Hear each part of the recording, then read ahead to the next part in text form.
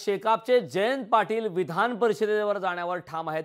निवडणुकीतील घोडेबाजाराबाबत महाविकास आघाडीसोबत चर्चा करणार। आमचीच मते आम्हाला मिळाले नाही त्याची खंत आहे असं जयंत पाटील यांनी म्हटलंय। मवियासोबतच राहणार असल्याचं जयंत पाटलांकडून स्पष्ट करण्यात आलं। दरम्यान जयंत पाटील यांच्यासोबत बातचीत केली आमचे प्रतिनिधी भारत गोरेगावकर यांनी। भारतीय शेतकरी कामगार पक्षाचे सरचिटणीस भाई जयंत पाटील आता लोकशाहीसोबत आहेत। भाई आपलं सर्वात आधी स्वागत आहे। सर्वात महत्त्वाचा मुद्दा असा आहे की विधान परिषदेची निवडणूक आपण लढवलात आणि त्यामध्ये आपला निसटता पराभव सुद्धा झाला। ह्या पराभवाचं कारण मीमांसा करताना आपण पत्रकार परिषदेत म्हटलं की खूप मोठ्या प्रमाणामध्ये घोडेबाजार झालाय। नेमकं काय म्हणायचं आहे, कशा पद्धतीने घोडेबाजार झाला?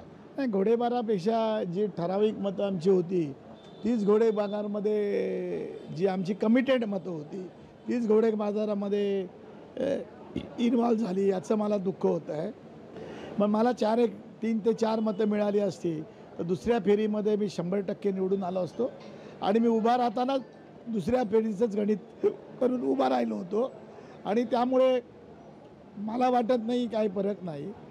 पण विधान परिषदेमध्ये मी पुन्हा जाईन एवढं नक्कीच तुम्हाला सांगतो। वर्क ऑर्डर दिल्या गेल्या कोट्यावधी रुपयांच्या निवडणुकीच्या आदल्या दिवशी ह्या बाबतीत आपण काही निवडणूक आयोगाकडे तक्रार करणार आहोत किंवा ह्या बाबतीत काही चर्चा होणार आहे? आघाडीमध्ये मला त्याच्यावर चर्चा करावी लागेल, माननीय पवार साहेबांबरोबर पण चर्चा करावी लागेल। हा निर्णय मी एकटा घेऊ शकत किंवा माझा पक्ष घेऊ शकत नाही। व्यवस्थित काम केलं, प्रामाणिक केलं, बांधिलकी करून केलं, कुठेही करप्शन केलं नाही तर कशा प्रकारचं या ठिकाणी सन्मान मिळतो व पराभव होऊन पण मला जो आज सन्मान मिळतोय।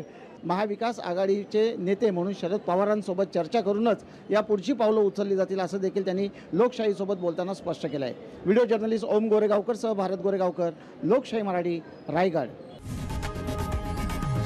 लोकशाही मराठी ऐका, पहा, जागरूक रहा।